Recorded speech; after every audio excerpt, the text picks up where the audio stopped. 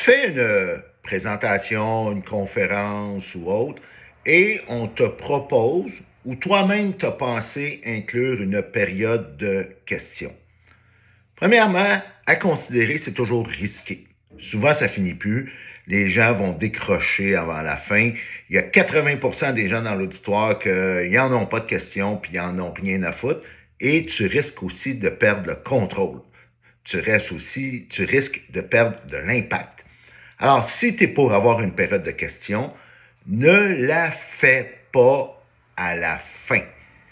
Inclus ta période de questions dans le temps avant ton closing, avant ta fermeture, parce que les études ont prouvé, et on appelle ça l'effet de primauté et de récence, c'est-à-dire qu'on va toujours se souvenir comment tu as ouvert et comment tu as fermé. Entre les deux, ça s'altère, on le perd. On doit consulter nos notes pour se souvenir de qu'est-ce que tu as dit dans le milieu. On va toujours se souvenir comment tu as ouvert et comment tu as fermé. Donc, si tu fermes, si tu termines ta présentation avec ta période de questions, c'est qu'est-ce qu'on va se souvenir. Puis les gens vont en profiter pour partir avant la fin, pour décrocher, et tu perds beaucoup de ton impact. Alors, si tu es pour avoir une période de questions, OK, mais pas à la fin de ta présentation.